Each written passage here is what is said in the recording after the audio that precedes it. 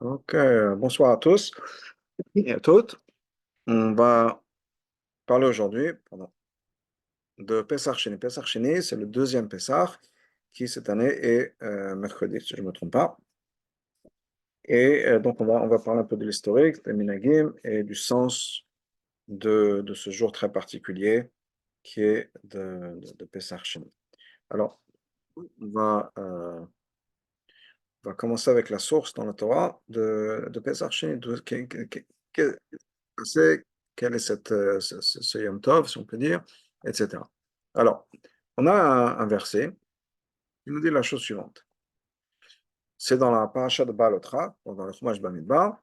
וידבר השם למשה במדבר סיני, בשנה השנית לצאתם מארץ מצרים, בחודש הראשון לאמור. Donc Hachem a parlé à Moshe dans le désert de Sinaï, la deuxième année de la sortie d'Égypte, le premier mois. Donc c'est-à-dire qu'on est un an après la sortie d'Égypte, ils sont déjà maintenant dans la deuxième année. Ça fait la deuxième année qu'ils sont dans le désert. Ils sont partis Pessah dernier, et maintenant c'est un an plus tard, c'est la deuxième année, et on est quelques, quelques jours, enfin c'est autour du moment, Bechal HaChodesh, ce jour-là, c'est juste après le Mishkan. Alors, Vayasu ben Israël Pessah b'moado. Donc, le peuple juif doit faire le Korban Pessah à l'heure. Ba'abas Yom Bachodesh Hazeh, le 14 de ce mois-là, Ben Arbaim l'après-midi, Tasuoto b'moado, vous allez faire le faire, Kechol Chokotav, Chol Mishpatav Tasuoto, avec toutes les lois du Korban Pessah, comme vous avez fait l'année dernière, les lois du Korban Pessah. Ensuite, euh, le passo continue, et d'abord Hashem Moshe Bar Messai, Vayasu ben Israël Pessah b'moado, pardon, ok, alors, je reviens dans le même verset. Alors, le peuple juif a fait le Korban Pessah, il n'y a pas de souci. Non. Pourquoi est-ce que je reviens toujours à la même page? Ok, ok. Alors là, on est dans Pasuk Vav. Maintenant, il y a eu un groupe de personnes qui étaient impures, que Nefesh Adam, ils étaient en contact avec un mort. Ils n'ont pas pu faire le Korban Pessah ce jour-là.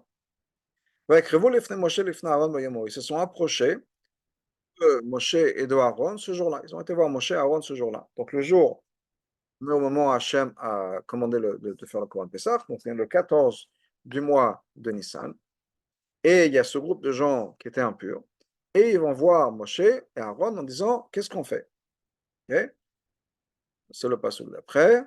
Vayemo, ils ont dit, Anachem et ces gens-là, ils ont dit à Moshe, Aaron, même le Nefesh Adam. Nous, on est impurs. La manigara, pourquoi est-ce qu'on va être moins, pourquoi est-ce qu'on va, on va manquer? Les bilti akriv korban Hashem et ne pas pouvoir apporter le korban d'Hachem en temps, et tort ne serait parmi le peuple juif. Pourquoi est-ce qu'on ne pourra pas amener le korban Pessah? Donc, encore une fois, on est le 14 Nissan, un an après la sortie d'Égypte, on est censé amener le korban Pessah. D'ailleurs, ça va être la seule fois à travers tous les 40 ans qui vont passer dans les déserts où le korban Pessah va être amené. Et à ce jour-là, ce groupe d'individus. Juste pour ouvrir une parenthèse, pourquoi est-ce qu'ils n'ont pas amené le Korban Pessah dans le désert? Ils n'ont pas amené le Korban Pessah dans le désert parce que dans la paracha de Bo, il est marqué, c'est le moment de la sortie d'Égypte, que le Korban Pessah, on l'amène en Israël. Alors, il y a eu le moment de la sortie d'Égypte, Hachem leur a donné des mitzvot particulières, mais le Korban Pessah même, suite, comme on dit, c'est une fois qu'on est en Israël. Donc, dans le désert, ils n'étaient pas censés amener le Korban Pessah. Cette année-là, Hachem leur a dit, c'est l'anniversaire de la sortie d'Égypte, le premier anniversaire de la sortie d'Égypte, quelle que soit la raison pour laquelle Hachem leur a dit, mais cette année, Hachem leur a dit de le faire. J'ouvre une parenthèse à l'intérieur de l'autre parenthèse, qui est que Rashi nous dit, au début de Sefer de Bamidbar, le Sefer Bamidbar commence avec le conte du peuple juif. Le conte du peuple juif s'est fait dans le mois de Iyar, le deuxième mois, c'est-à-dire après cette histoire-là. Et l'histoire de Pessah, et de Korban Pessah, et de Pessah Sheni, s'est passée au mois de Nissan, donc avant. Donc on a attendu plusieurs parachiotes, Bamidbar, Nasso, Balotra.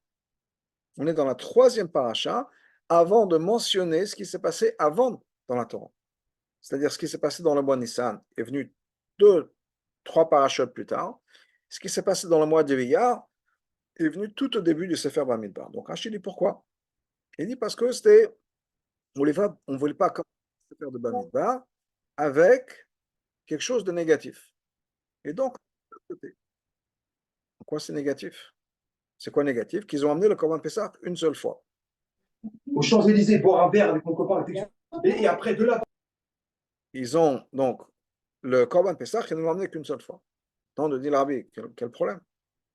Ils n'étaient pas censés le faire. Même cette fois-là, c'était un chidouche, c'est quelque chose de nouveau. Ils n'étaient pas censés amener le Corban Pessah les autres années.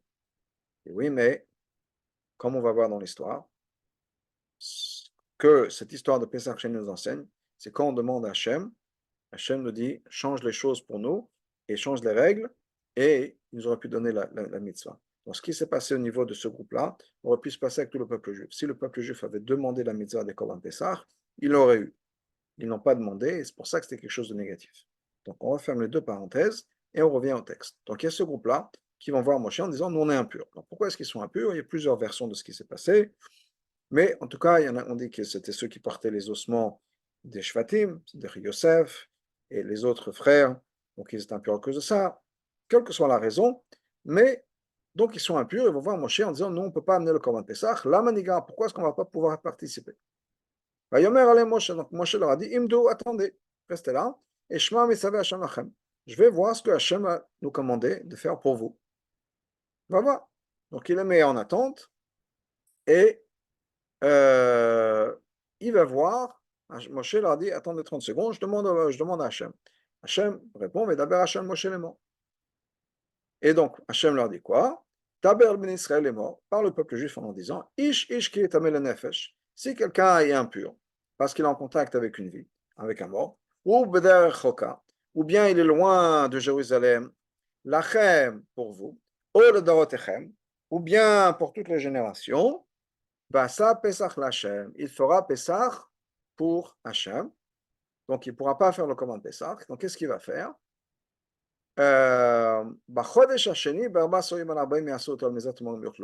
Le deuxième mois, le 14 du deuxième mois, l'après-midi, il y a Soto et le fera.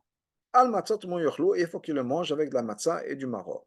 C'est-à-dire qu'il est un mois plus tard, le mois de Iyar, le deuxième mois c'est le mois de Iyar, le 14, de la même manière qu'on fait le Korban Pessah le 14 du mois de Nissan, ben un mois plus tard, le 14 du mois de Iyar, il faudra faire ça, il faudra manger le Korban Pessah avec les mêmes règles. Il faut le manger avec la matzah, du maror, le Yesher Menuat Boker, il ne faut pas qu'on laisse du Korban Pessah jusqu'au matin, Etzem lo Ishberubo, on n'a pas le droit de casser les os, de la même manière qu'on fait dans le Korban Pessah, le premier, que Chol Chokat a Pessah Yasuoto, avec toutes les mêmes règles du Korban Pessah, on le fera.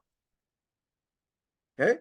Et si on ne le fait pas, pas ce que le Gemel nous dit, personne ne chayav karet, etc., s'il n'a pas de Korban Pessah du tout. Donc, ça, c'est le contexte de l'histoire.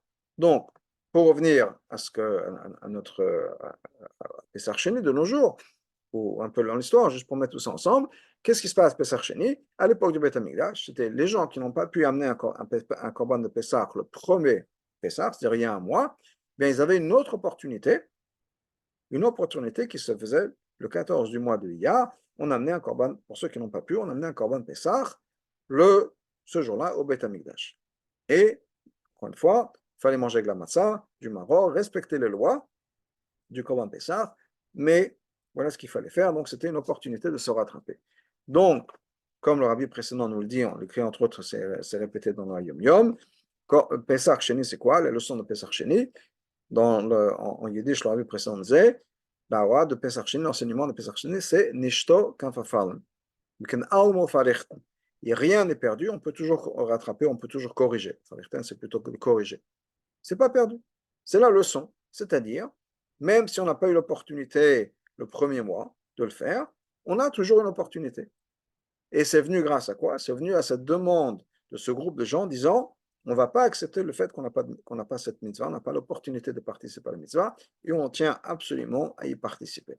Et bien, Hachem a dit, c'est important pour vous, c'est important pour moi, et donc, je vous donne cette mitzvah-là. Et c'est une mitzvah qui est venue grâce à la demande de ce groupe d'individus.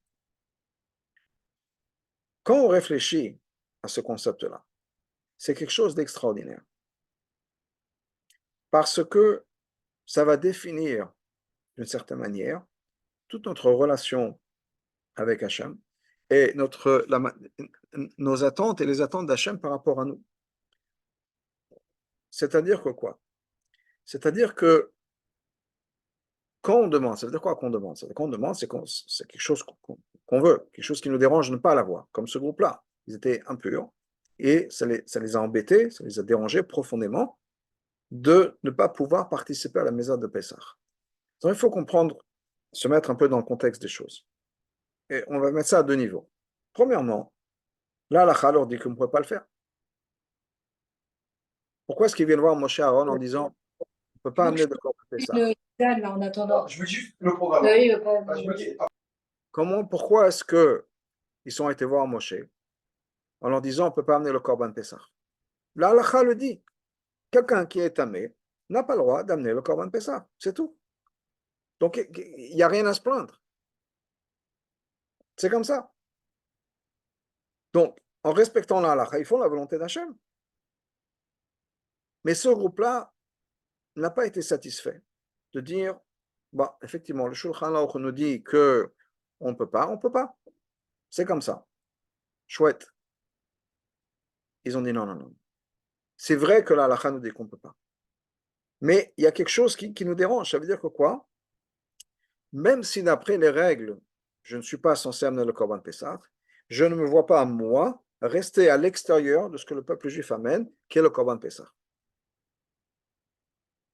Et c'est un Corban Pessah particulier, c'était le premier anniversaire de la sortie d'Égypte, c'est-à-dire que c'est des gens-là qui ont vécu ça, c'est le premier anniversaire, je ne sais pas, pour donner un exemple, de la libération des camps de concentration ou d'autres choses, je veux dire, c'est le premier anniversaire, donc c'est important, c'est vrai que c'est important. Mais de l'autre côté, si on accepte juste la halakha en disant, écoute, c'est comme ça, c'est comme ça. Il n'y a rien à demander à Moshe Aaron. Qu'est-ce qu'on va demander au Rav? Ils ont été voir le Rav. On dit, voilà, la halakha me dit que je n'ai pas le droit. Je ne suis pas content avec la halakha. Qu'est-ce qu'on va voir le Rav? Qu'est-ce que le Rav nous dit? Tu n'es pas content, tu n'es pas content. La halakha, elle est à la halakha. Qu'est-ce qu'on va changer dans ça? Non seulement la halakha est comme ça, mais pour donner d'autres exemples, c'est pas si la halakha te dit, c'est que tu n'as pas besoin d'amener le Korban Pessah. Voilà, tu restes chez toi tranquille. Au lieu de participer, au lieu de faire la queue toute la journée à l'extérieur, à attendre que les Kohanim, d'avoir un Kohen disponible pour pouvoir la Shrita, etc. Et encore une fois, on parle de tout le peuple juif. Il y avait combien de Kohanim à cette époque-là? Il y en avait quatre, trois ou quatre. Il y a Aaron et ses deux enfants, on en a trois. Un peu plus tard, il y aura Pinchas, mais ce sera plus tard. Bon, il faut attendre que les Kohanim soient là. Bon, c'est compliqué. Reste chez toi, à l'ombre, tranquille, étudie ou lis un livre, je ne sais pas quoi. Pas besoin de faire la queue dans le Beth Amikdash avec le bruit, et le sang et tout ça. Ils ont dit non, non, non, on ne veut pas ça. On veut participer à la mitzvah. La maniga, pourquoi est-ce que nous, on va avoir moins, on va être rejeté, si on peut dire, on n'aura pas l'opportunité de faire la mitzvah.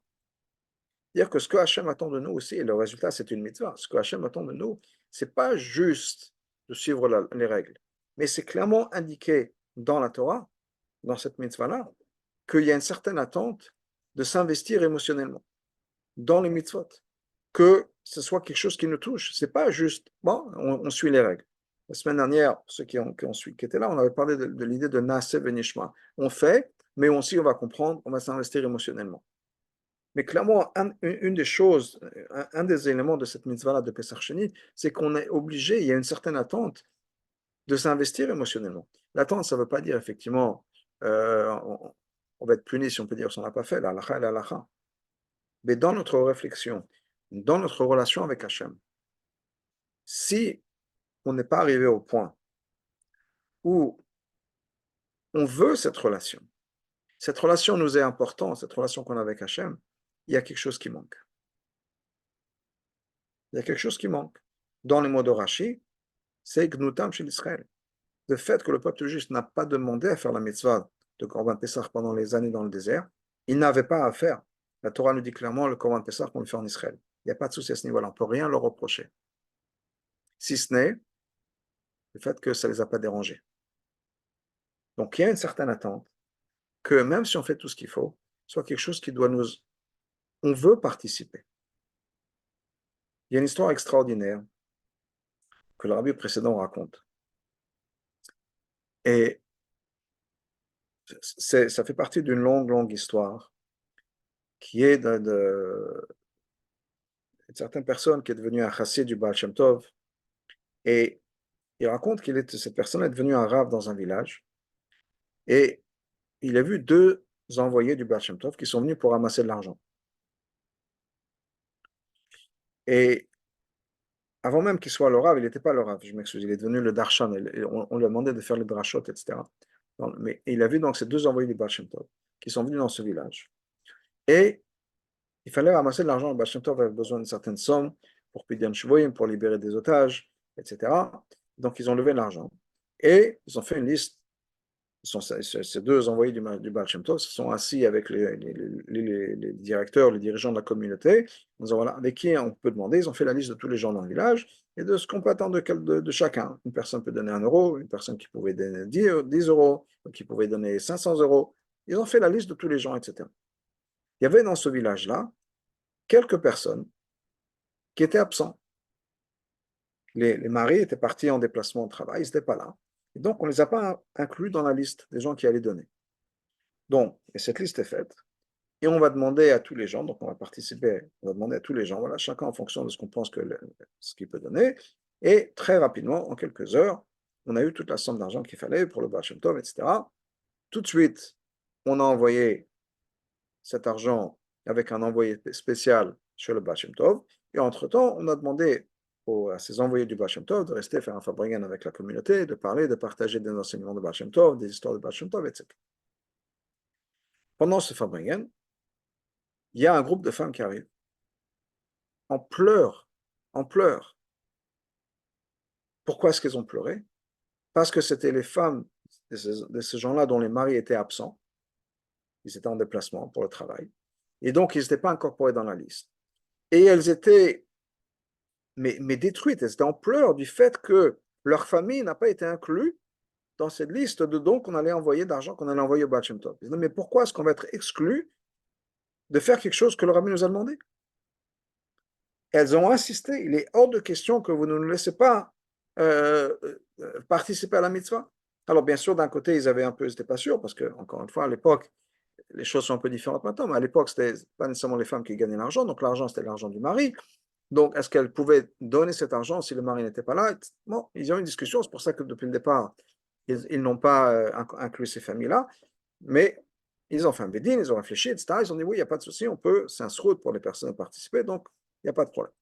Mais je raconte cette histoire pour dire qu'il y a ce sentiment qu'on attend, on veut participer à une mitzvah. On a besoin de ça. Et on devrait se sentir exclu ou biaisé, lésé, si on n'a pas la possibilité de participer à une mitzvah. C'est d'ailleurs un fondement de quelque chose d'extraordinaire dont le Rabbi avait parlé, qui est un mamar je crois que c'est du Amour Emtsei, du Tzemach Tzedek. Les Havin Inyan la cantonistem, pour comprendre cette idée des cantonistes. Les cantonistes, c'est quoi? Les cantonistes, c'était une xéra, il y avait un tsar de Russie, le tsar Nicolas, qui a fait un décret contre le peuple juif, qui est qu'il prenait des petits-enfants, de jeunes enfants, et il les emmenait à l'armée pendant 25 ans. C'est-à-dire qu'il prenait ces enfants-là quand ils avaient 5, 6, 7 ans, on les kidnappait des familles juives, et il fallait qu'ils fassent un service militaire pendant 25 ans. Vous pouvez imaginer que, bien sûr, pendant ce service militaire-là, ils n'étaient pas éduqués de manière juive, au contraire. C'était une opportunité de les endoctriner avec les croyances chrétiennes et de faire en sorte que ces enfants soient assimilés. À l'âge de 6 ans, 7 ans, 8 ans, combien de connaissances de judaïsme ils ont? Presque rien. Donc, ils n'allaient pas se rappeler de leur judaïsme et ils allaient grandir dans un environnement qui va être activement antisémite pour les forcer à quitter le judaïsme, les abandonner et bien sûr, activement les endoctriner dans la doctrine orthodoxe, russe orthodoxe chrétienne. Et donc, le rabbi explique pourquoi est-ce qu'il y a eu cette xéra-là. Il explique la chose suivante. Parce que le Satan disait au Hachem, oui, le peuple juif, ils font les mitzvot, c'est vrai, on ne peut rien dire, ils font les mitzvot. Mais uniquement parce qu'ils n'ont pas le choix. Si on verra la preuve, c'est que quoi? Que si on va leur donner, on va les empêcher de faire les mitzvot, au lieu d'être traumatisés, de dire non, non, on va de se battre pour ça, Au contraire, ils vont dire, ah, chouette, on est libéré, on n'a pas besoin de faire tout ça. Et Hachem a dit, c'est pas vrai. Et tu vas voir. Donc, il y a eu cette xéra qui a été mise en place pour empêcher cette génération, ces générations, ça a duré quelques générations, ces générations juives d'apprendre la Torah. Et au lieu de se dire, chouette, on est libéré, on n'a pas le choix, etc., on a une bonne excuse, au contraire, ce sont des enfants qui ont grandi bien sûr en tant qu'adultes, qui ont une Messirut Nefesh, qui ont été prêts à donner leur vie pour rester fidèles au judaïsme, alors qu'ils avaient un minimum minimum d'éducation juive. Malgré tout, leur attachement des juifs était tellement fort qu'ils n'ont pas voulu abandonner ça. Alors, Rabbi dit, c'est la même chose par rapport à ce qui s'est passé avec la Russie communiste, etc. Que des fois, il y a des xérotes pour pouvoir nous montrer à nous, et montrer à Hachem, montrer au Satan, je ne sais pas ce que ça veut dire exactement spirituellement, mais que quand tout va bien, c'est facile. Mais quand il y a une excuse de ne pas faire quelque chose, est-ce qu'on va profiter de l'excuse de ne pas faire les mitzvot ou au contraire, on va se dévouer à faire toutes les mitzvot? Et ça, c'est cet enseignement-là de Pesach Sheni dans l'histoire. Et donc, encore une fois, quand on revient à la source, qui est ma relation avec Hachem, le fait qu'on a demandé, et le fait qu'Hachem nous a rendu, nous a répondu comme ça c'est aussi un point important, la réponse d'Hachem. Mais le fait que c'est quelque chose qu'est-ce qui se passe? Comment est-ce que nous réagissons quand on n'a pas l'opportunité de faire une mitzvah? Est-ce qu'on se dit, ah, chouette, pas au Hachem, j'ai pas besoin de faire? Ou bien au contraire? Et pour moi, ça pourrait être, par exemple, je ne sais pas, si j'ai un shiur, je donne un shiur, et que le shiur est annulé. Je dis, ah, j'ai raté une opportunité de répondre à la Torah, je dis, oh, Hachem, j'ai 45 minutes, une heure, je peux me reposer, je peux voir un film, je peux jouer sur mon téléphone. Quelle est ma réaction? Et dans tous les sens. Un minyan qui est annulé, je dis, ah bon, Hachem, je n'ai pas besoin d'un minyan, ou au contraire, ah, bon, on a raté l'opportunité d'avoir un minyan. Quelle est ma réaction par rapport à ça? Un chavouta, je parlais d'un shiur que je donne, ça peut être une chavouta avec quelqu'un. Voilà, moi et quelqu'un d'autre, ou bien par les gens qui écoutent, j'avais une chavouta, le type il m'appelle en disant, ah, je suis désolé, je peux pas revenir. Quelle est ma réaction? Ok, choix, je suis libre, ou bien, ah, dommage, j'ai raté l'opportunité d'étudier. Bon, je vais étudier de mon côté tout seul, ou je vais trouver notre avocat ou quelque chose d'autre. Comment je réagis par rapport à ça? Et ça, c'est le point de Pesach Sheni. Qu'on a eu cette bonne réaction, on a eu la réaction qu'Hachem m'attendait, qui est quand on a l'opportunité de faire une mitzvah et qu'on la rate, on se dit, mince. Et pourquoi c'est important? Parce que ça montre ce qui se passe à l'intérieur de moi. Mes réactions, quand il y a un problème, me montrent ce qu'il y a à l'intérieur de moi. Et c'est toujours, pas toujours, mais c'est souvent ma réaction face à un problème qui va vraiment être la preuve, si on peut dire, de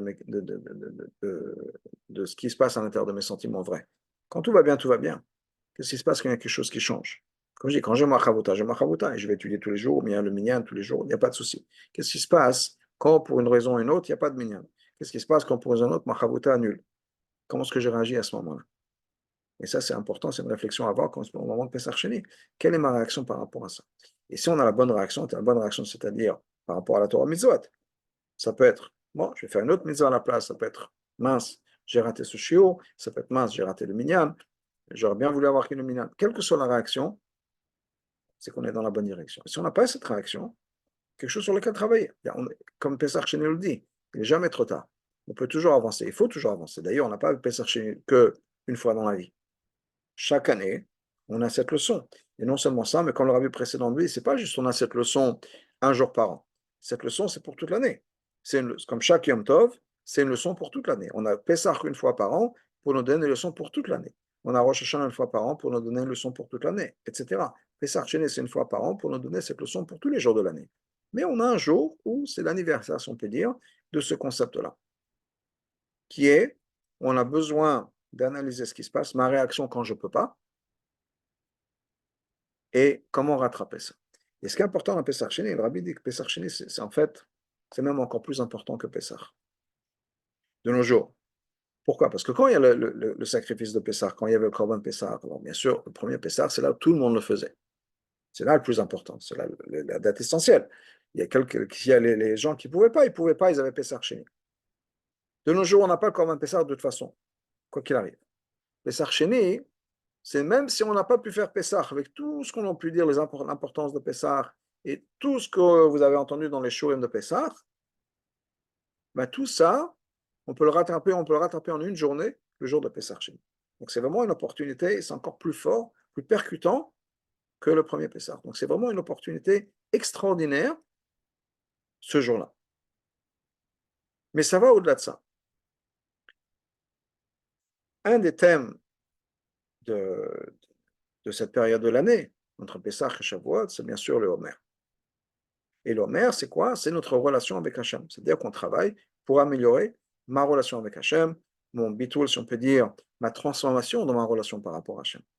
Oui, Pessah, je me mets de côté, c'est complètement le bitoul absolu, je ne prends aucun espace, il n'y a pas de chametz qui représente le Yetzirah, qui représente mon âme animale, c'est-à-dire qui représente mon ego, il n'y a pas d'ego, je suis complètement à plat, je n'existe pas, etc. Très bien. Shavuot, c'est le contraire.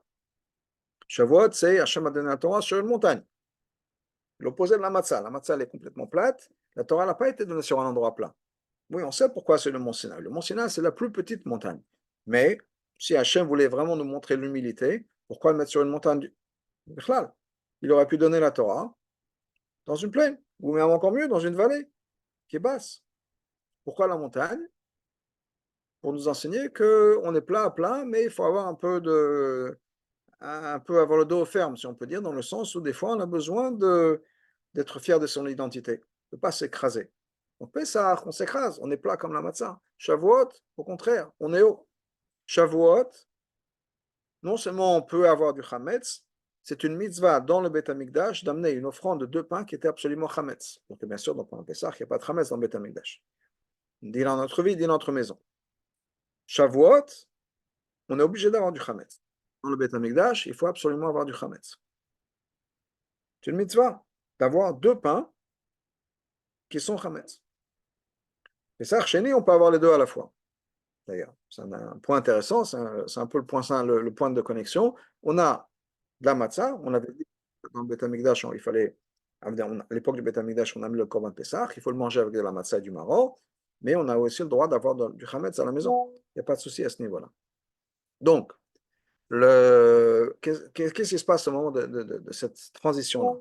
Donc, on passe du bitoul absolu à une transformation, comment dire, une transformation qu'est-ce que je voulais dire? Une transformation de mon ego, de mon effet shabamit. Où maintenant le chametz, qui représente mon yetzara, mon effet shabamit, etc., est maintenant transformé maintenant à sa place dans le Beth Amikdash, sur l'autel, sur le misber. Donc une transition extraordinaire. Le point du milieu, si on peut dire d'une certaine manière, c'est Pessah Sheni. Mais il y a cette transition-là. Qu'est-ce qui se passe à chaque fois? Donc chaque jour, on est censé travailler sur soi, où on examine son ego. Ça veut dire quoi l'ego? On se sert de ces grands mots, l'ego, etc. Ça veut dire quoi mon ego? Mon ego, c'est ce qui fait que je suis moi-même, ma personnalité. Le fait que je suis différent de la personne à côté de moi. Pas nécessairement mal, mais je suis différent. Et on a 7-8 milliards d'habitants sur la planète, on a chacun sa différence. On a chacun quelque chose d'autre qui fait qu'on est différent de l'autre. Parce qu'on n'est pas tous des robots, on n'est pas tous des clones, on n'est pas tous les mêmes. Parce que si on était tous les mêmes, Hachem n'aurait pas besoin d'avoir 8 milliards de personnes, 15 millions de juifs. On peut avoir une personne, un juif, et ça suffit pour tout le monde. Si on est si nombreux, c'est parce que chacun a quelque chose à apporter, une autre facette à ce diamant que représente le peuple juif. Donc j'ai ce qui me rend moi différent des autres. C'est ma personnalité. Maintenant, ma personnalité, c'est à double tranchant. J'ai le positif, mais en même temps, j'ai quelque chose de négatif, dans le sens où et ça va ensemble, c'est la même chose. Ce qui fait que je suis différent de quelqu'un d'autre pourrait me faire penser que je suis séparé de quelqu'un d'autre. Et que peut-être que je pourrais me dire que je suis meilleur que quelqu'un d'autre, parce que j'ai quelque chose que l'autre n'a pas.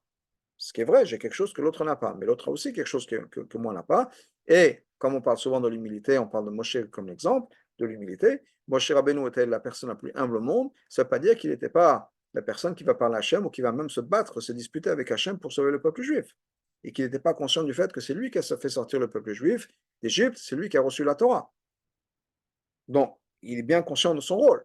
C'est pas que quand Hachem parle à Moshe, Moshe dit non, moi qui suis-je, parle au balayeur, moi je suis rien du tout. Non, Moshe a un rôle à jouer, et quand il faut, il frappe du poing sur la table, quand il faut, il va se battre, etc. Il n'y a pas de souci à ce niveau-là. L'humilité, ça veut dire quoi?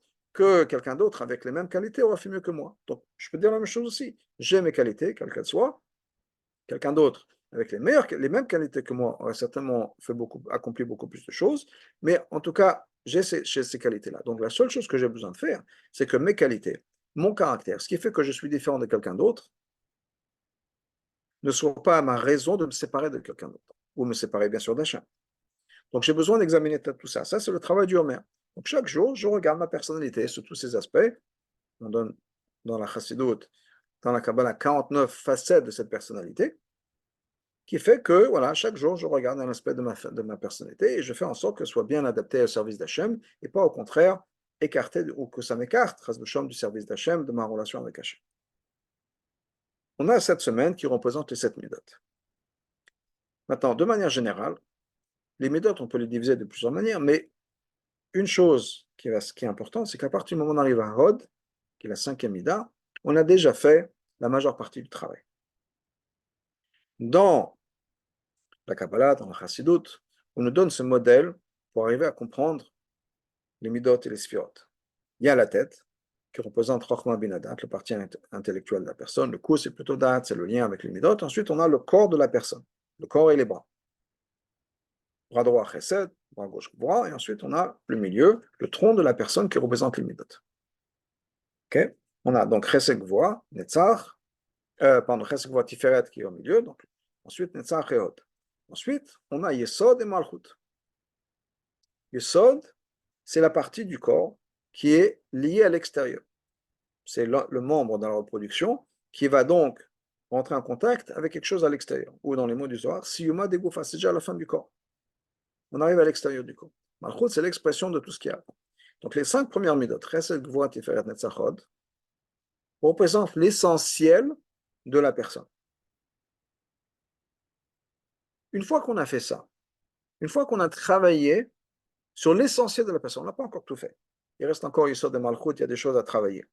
Mais au moins, l'essentiel, la base, la fondation a déjà été améliorée, travaillée, etc. On a déjà le corps de la personne. La tête ne fait pas partie du travail de la sphère Omer, mais le corps de la personne a déjà été transformé. Donc la semaine de Hod, on a déjà fait ce travail. En particulier, le jour de l'Akbomer, qui est Hod Shebe Hod, on a fait ce travail, 5 premières midot, à l'intérieur des 5 premières midot. Donc on a déjà fait l'essentiel de l'essentiel. On n'a pas encore tout fini, mais on a fait l'essentiel de l'essentiel. Mais la vérité, c'est que, comme le Rabbi nous dit, à partir du jour de Chesed Shebe Hod, dès qu'on rentre dans la sphère de Hod, on est déjà presque arrivé, parce qu'à partir de Chesed, le reste va découler. Chesed, la source de Gvura, de Tiferet, etc. Donc on a déjà le doigt dans l'engrenage, on peut dire. On est déjà prêt. On est à la dernière ligne droite, d'une certaine manière, de l'essentiel du travail. Donc, arrive à Pessar Sheni, ce travail-là de transformation, de croissance, de regard vers l'intérieur, d'examiner ma relation avec Hachem. Et donc, dans l'exemple que j'ai donné, est-ce que je cherche les mitzvot, qui est le chesed, ou bien je préfère éviter les mitzvot, dans le sens où, s'il faut le faire, il faut le faire. Et quand un shiur a été annulé, un chavot a annulé, un mina a été annulé, je suis assez content. J'ai un travail à faire. Quand tout ce travail a été fait, est-ce que on est au moment de Pessar Sheni? Le moment de Pessar Sheni, c'est le moment où l'essentiel du travail a déjà été fait. Et donc, on peut passer à quelque chose de complètement différent de ça. Et c'est la raison pour laquelle Pessar Sheni a un message très important. Je sais que c'est le lien, si on peut dire, entre Pessah et Shavuot, mais ça va au-delà de ça. La Sfirat HaOmer, c'est un travail journalier, quotidien. Chesed, Shepe Chesed, Gvoa, Shepe Chesed, Tiferet, Shepe Chesed, étape par étape, par étape, par étape. C'est le travail de Sfirat HaOmer. Il n'y a pas de secret, il n'y a pas de miracle. On essaie d'avancer chaque jour. J'ai eu un rendez-vous avec quelqu'un hier soir qui m'a demandé est-ce que j'ai une sgoula à offrir?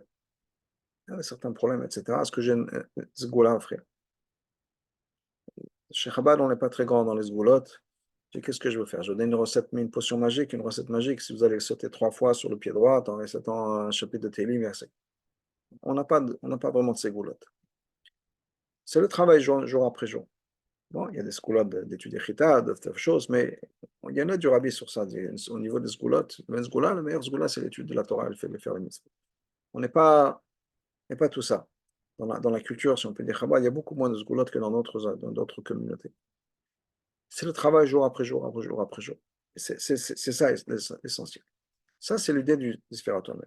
Pessah, c'est l'opposé, si on peut dire. Pessah, littéralement, c'est sauter.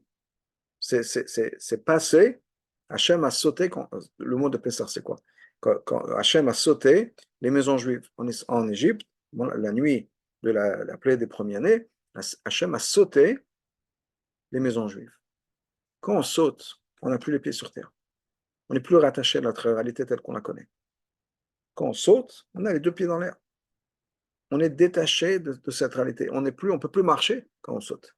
Bien sûr, sauter, ça peut nous amener beaucoup plus loin que marcher. Qu'est-ce qui se passe, Pessah Sheni? On a marché, on a avancé chaque jour, progressivement. Mais là, on passe à quelque chose de complètement séparé. On saute. C'est un peu comme chez les athlètes, au sport, il y a le saut. Qu'est-ce qui se passe avant? La personne court, et après elle saute. Pessah Sheni, c'est le moment où on saute. Jusqu'à maintenant, on court. Quand on court, qu'est-ce qui se passe? Étape par étape, un pied devant l'autre, un pied devant l'autre, un pied devant l'autre, un pied devant l'autre. Et arrive le moment où on a pris assez d'élan, et maintenant on peut sauter, on passe à quelque chose de complètement différent. À un plan complètement différent. Et le lendemain, on va continuer dans le sens où Pessah Sheni, on n'arrête pas de compter le Homer. Mais là, on est passé à quelque chose de complètement différent, à quelque chose d'autre. Et c'est lié à cette idée que le travail, je veux dire bas, mais ce n'est pas un travail bas, dans le sens de travail de raffinement, travail d'avancée, que ce soit travailler sur les problèmes qu'on a besoin de travailler. Travailler les problèmes, c'est nos angoisses, nos peurs, tout ça, c'est le travail qu'on a besoin de faire. Avodat Hashem, des fois, on peut s'imaginer que je ne sais pas ce que c'est qu'Avodat Hashem. C'est pour les malachim. Avodat Hashem, c'est pour chacun d'entre nous. Avodat Hashem, c'est que quoi? Quand on rentre à la maison et qu'on s'énerve en face de notre femme, on s'énerve en face de nos enfants, c'est qu'on a quelque chose à travailler à l'intérieur de soi. Quand on se sent ignoré par quelqu'un, quand on se sent insulté par quelqu'un, on a un travail à faire. Ça veut dire quoi? Pourquoi je me sens ignoré? Pourquoi je me sens insulté? Pourquoi est-ce que je me mets en colère? Tout ça, c'est mon effet Shabbat, mon ego. C'est un travail à faire. D'être moins tourné vers moi-même et donc être moins sensible à ce que je perçois comme insulte, moins sensible quand il y a quelqu'un qui a besoin de moi, que ce soit mes enfants, ma femme, et qu'au lieu d'être à l'écoute de leurs besoins, je pense plutôt à moi et je me mets en colère, je me fâche parce que je suis fatigué, parce que je ne suis pas d'humeur, parce que j'ai fini une journée dure au travail et que j'ai besoin de me reposer avant de pouvoir passer à quelque chose d'autre encore une fois. Tout ça, c'est l'ego. Hachem nous a créé comme ça, Hachem nous a créé avec l'âme animale. Mais si on a toutes ces sensations-là, et qu'on se fâche et qu'on se met en colère, etc., c'est qu'on a du travail à faire. Donc, Avodat Hashem, c'est ça. Avodat Hashem, c'est ne pas s'énerver quand nos enfants ont besoin de quelque chose, quand notre femme a besoin de quelque chose, notre mari, bien sûr, ou quand on est vexé par. Tout ça, c'est Avodat Hashem. C'est pas juste voir des malachim. C'est le travail de tous les jours qu'on fait. Et quand on fait le travail de se faire mère, c'est ça aussi. C'est ça notre Avodat Hashem. C'est le travail de tous les jours, le travail d'Hachem. Mais il y a des moments particuliers où il y a cette énergie dans l'air, on peut vraiment transformer les choses de manière extraordinaire. Pessah Sheni, c'est un de ces jours-là. Pessah Sheni, comme je disais, c'est encore plus important que Pessah. Déjà, Pessah, le premier Pessah, c'est cette idée-là, de passer à quelque chose de complètement différent. Pessah Sheni, c'est le Pessah de Pessah. Et c'est le Pessah où on peut tomber du plus bas, quelqu'un qui était impur, quelqu'un qui était, comme le rabbi précédent dit, ou le rabbi l'écrit dans Yom Yom, lachem, on a fait exprès de ne pas amener le Korban Pessah. C'est-à-dire qu'on a fait une avéra exprès, on a fait des choses qu'on regrette, des choses qu'on n'aurait pas dû faire, que ce soit notre relation, que ce soit par rapport à Hachem, que ce soit qui c'est quoi. Et on a l'opportunité de se transformer et de passer à quelque chose de complètement différent. Je donne un exemple. Une histoire avec le Baal Shem Tov. Il y a un mariage que le Baal Shem Tov assistait. Ils sont partis de la Kabbalat Panim. Tout le monde sort pour aller vers la Choupa. C'est le Baal Shem Tov qui va être Meseder Kiddushin qui fait le mariage. Sur le chemin de la Choupa, on amène le Khatan vers la Choupa, etc. Tout d'un coup, le Baal Shem Tov, au lieu de se diriger vers la Choupa, se dirige vers la rue. Dans la rue, il y avait une charrette qui passait. Et le Baal Shem Tov laisse le mariage pour s'approcher de cette charrette-là, parle quelques minutes avec le monsieur là-bas et revient vers le mariage. Les chassidim sont persuadés que ce type-là, c'est un doigt, un tzaddik nista. Pourquoi est-ce que le Baal Shem Tov va au milieu d'un mariage, va partir, laisse le mariage pour aller parler à cette personne? C'est quelqu'un d'extraordinaire. Donc ils vont voir ce type-là et il dit, bon, donne-nous une bracha. Il les regarde, bizarre, je donne une bracha, mais ça va pas, vous êtes tombé sur la tête. Il dit, non, donne-nous une bracha. Mais qu'est-ce qui vous arrive? Pourquoi je voulais que je vous donne une bracha? On me dit, bah, certainement tu es un tzaddik. Si le Baal Shem Tov a laissé le mariage et est venu te parler, c'est que tu dois être un très grand tzaddik, on veut une bracha. Et le type se met à rire en disant, c'est n'importe quoi votre histoire, je ne suis pas un tzaddik, au contraire, loin de là. Et il leur raconte son histoire. C'est quoi son histoire? Son histoire, c'est que il a un ami très proche qui fait souvent des voyages d'affaires, plusieurs fois par an. Et à l'époque, des voyages d'affaires, c'était pas juste on prend l'avion et on passe un jour ou deux et on revient, on prend l'avion. C'est des semaines et des semaines, c'est des mois et des mois. Et à chaque fois que son ami revient, quand il revient après ses voyages d'affaires, il fait un petit fabrigan, une petite réunion avec tous les amis, il met les voisins, les amis, etc., font un petit lechaim, et voilà. Donc cet ami-là, il y a quelques temps, il revient de son voyage d'affaires, il invite tout le monde pour faire un petit lechaim, je rentre chez lui à la maison, et je vois sur l'étagère une bourse remplie d'argent. C'est tout l'argent qu'il a gagné pendant son déplacement. Et je me dis, mais c'est pas prudent ça. Il est idiot, mon ami. Pourquoi est-ce qu'il laisse ça comme ça? J'ai pris l'argent, en disant, voilà, il va prendre une leçon. J'ai pris l'argent, je l'ai mis chez moi, et comme ça, il va le voir que c'est parti. Je reviens dans une heure, deux, et je vais lui dire, attention, tu vois, tu as eu la chance, c'est moi qui t'ai pris l'argent, ça aurait pu être quelqu'un d'autre. Fais attention, la prochaine fois, cache l'argent. Donc c'est ce que j'ai fait. Je prends l'argent, je reviens 2 heures plus tard, avec l'argent dans ma poche, l'intention lui rentre, et j'arrive à la maison, c'est le deuil total. Tisha B'Av. Tout le monde est par terre, en train de pleurer, comme si Dieu sait ce qui s'est passé. Je vois mon ami, il dit, mais qu'est-ce qui s'est passé? Il m'a dit, tu te rends pas compte, l'argent que j'ai gagné, avec toute la sueur que j'ai investi, etc., pendant des mois et des mois, ça a été volé. Je ne sais pas, ça a été volé. Et maintenant, j'ai plus d'argent. Non seulement j'ai plus d'argent, mais avant de partir, j'emprunte de l'argent pour pouvoir acheter des choses à crédit. Je suis censé rembourser les gens, mais j'ai même pas d'argent pour rembourser. Donc, je peux pas rembourser. J'ai des dettes. Moi, j'ai pas d'argent pour vivre. J'ai des dettes. Bien sûr, je pourrais jamais emprunter en plus d'argent pour pouvoir refaire un business. Je suis détruit, c'est la ruine, c'est la catastrophe. Bon, le type, il dit, j'ai pas eu le cœur de rendre l'argent à mon ami. Il dit, ah, je t'ai fait une blague. Et je dis, bon, demain matin, les choses vont se calmer, je reviens. Le lendemain matin, il revient, c'est la même scène. Et il dit, j'ai pas le cœur de lui dire, écoute, je te fais une blague, voilà l'argent. Les jours passent, et plus il y a de jours passent, plus c'est maintenant, une semaine plus tard, 2 semaines plus tard, le type, il va me dire, quand si je lui rends l'argent maintenant, il va me dire, mais tu es un voleur. Maintenant, tu vois que je suis pas bien, tu as regretté. Mais en fait, tu es un voleur. Je crois même pas à ton histoire que tu as voulu me donner et que tu veux me donner une leçon, etc. Je te crois pas. Donc il dit, maintenant, je suis coincé. Parce que je regarde vraiment, mon intention, elle était pure, mon intention, c'était de lui apprendre le son, de lui rendre sur le champ. Et maintenant, il va jamais me croire. Et j'ai pas le cœur j'ai honte. J'ai honte d'aller le voir et de dire, ouais, je te rends l'argent maintenant. Et plus les temps passent, plus c'est difficile. Donc voilà, moi, je voyageais par là. Et le Baal Shem Tov a dû ressentir ça avec son Ruach HaKodesh.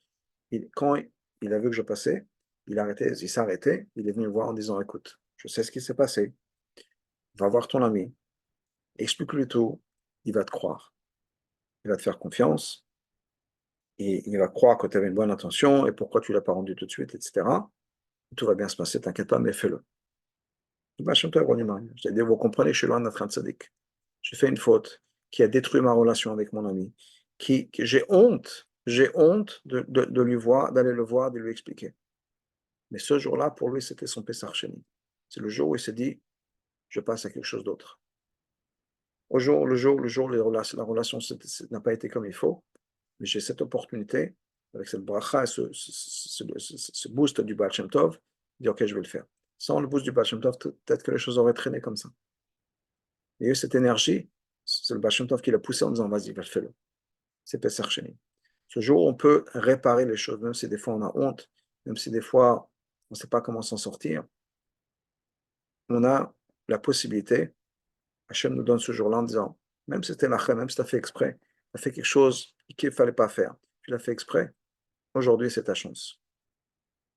Que ce soit quelqu'un avec qui on s'est fâché, un ami au travail, ses parents, ses enfants, sa femme, son mari, on a cette opportunité, cette énergie de ce jour-là, on peut tout transformer. Donc profitons de cette journée-là, et bien sûr même par rapport à nous.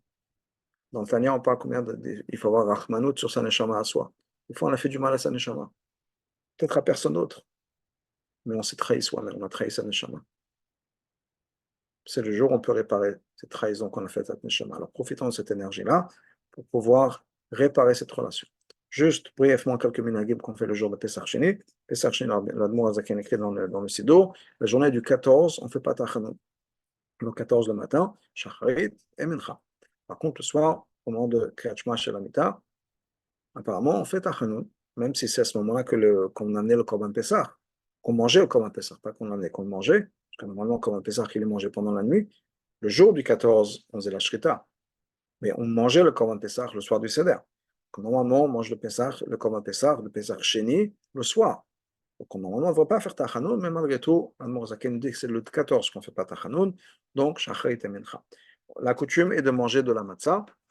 La coutume essentielle ou principale est de manger la matzah le jour, encore une fois, du 14, dans la journée, qui est le moment d'amener le Korban Pesach, même si, je répète, le Korban Pesach lui-même était mangé le soir, donc on mangeait la matzah le soir, quand il fallait manger le Korban Pesach, la matzah. Le rabbi nous dit, le minag principal, à la base, c'est de manger la matzah pendant la journée. Mais il est bien, le rabbi ramène des Sfarim qui le disent, il est bien de manger la matzah aussi le soir. Donc, si on peut faire moitié 2 fois avec la matzah, c'est mieux de faire aussi le soir du 15, tel vav, mais l'essentiel, c'est de le faire dans la journée. La journée du Yudalet, c'est le moment essentiel de le faire. Et si on peut aussi le soir. Apparemment, ce que le rabbi faisait dans la majeure partie des années, il faisait moitié les 2 fois, il mangeait la matzah dans la journée et le soir, mais encore une fois, le minhag essentiel, c'est le soir. Voilà.